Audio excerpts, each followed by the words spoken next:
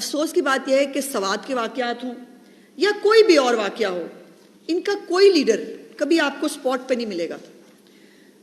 देखिए, हमारे भी, मैं नहीं कहती कि वाक़यात नहीं होते या वाक़यात जो है उनको 100% रोका जा सकता है, लेकिन सीरियसनेस ऑफ द गवर्नमेंट जो है ना, वो मैटर करती है।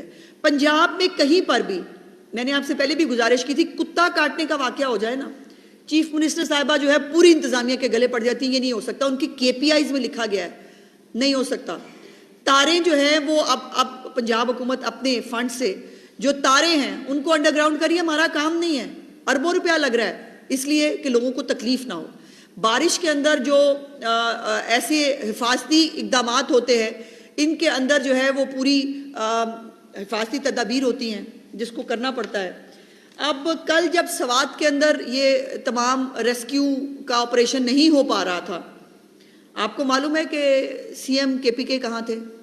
CM KPK अपनी पूरी कैबिनेट के साथ अडियाला के बाहर खड़े, वहाँ पर एक बादशाह सलामत की नौकरी कर रहे थे। और वो KPK जिन्होंने इनको जो है वो ये मैंडेट चले झूठा सच्चा जैसा भी दिया, वहाँ पर जो है वो उनके लिए कोई देखने वाला पूछने वाला नहीं था।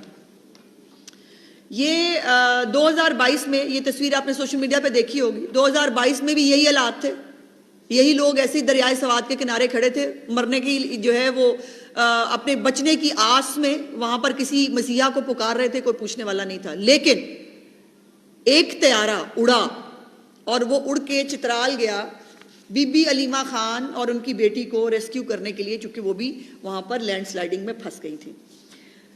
दूसरी जो सबसे ज्यादा तकलीफ दे बात है वो है ये तस्वीर, जो अगर किसी के अंदर दर्द दिल होना, उसका ज़मीर जगाने के लिए काफ़ी है। जो कूड़ा उठाने वाले जो चीज़ें हैं ना, जो डंपर्स हैं, उसके अंदर ये ताबूत शिफ्ट किए गए हैं इन मकतूलीन के।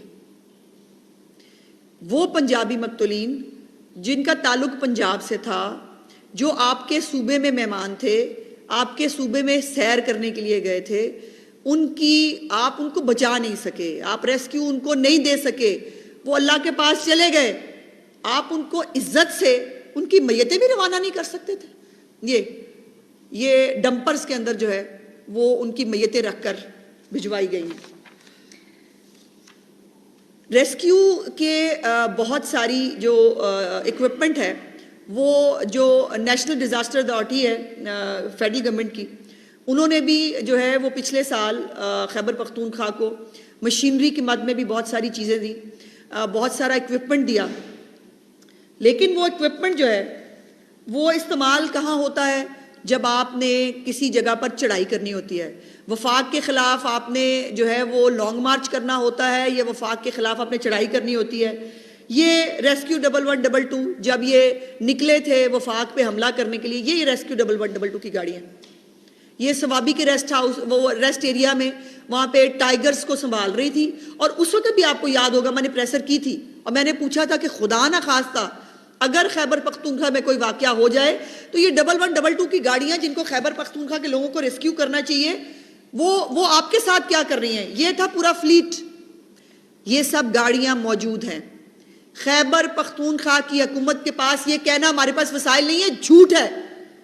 ये कहना कि हमारे पास चीजें नहीं है, झूठ है। और अगर सच भी हो, बैठे क्यों हो मसनद के ऊपर चढ़ के? अगर कुछ कर नहीं सकते तो उतर क्यों नहीं जाते? क्यों लोगों को मरने के लिए छोड़ा हुआ? खैबर पख्तूनख्वा के अपने लोग भी मर रहे हैं, जो सियाह जाते हैं वो भी मर रहे हैं, और हम कह रहे हैं कि हमने पाकिस्तान को टूरिस्ट प्लेस बनाना है। और टूरिस्ट प्लेसेस कहाँ हैं सबसे ज्यादा? KPK के अंदर।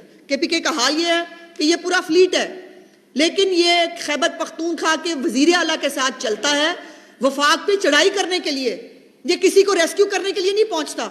सवाल यह है कि इतनी छोटी सी कॉमन सेंस रिक्वायर्ड है कि दरियाए सवात के किनारे बार बार वाकयात होते हैं, वहां पर आज तक 13 सालों में कोई रेस्क्यू का दफ्तर क्यों नहीं है? दरियाए सवात के किनारे पर दफ्तर ना बनाओ, कोई कैंप ही लगा दो, कुछ 4 बंदे ही वहां खड़े कर दो, 2 गाड़ियां देके, वो भी नहीं किया जा सकता। कश्तियां ही दे दो भाई, कुछ और नहीं कर सकते, कश्तियां ही दे दो, वो भी नहीं दे सकते।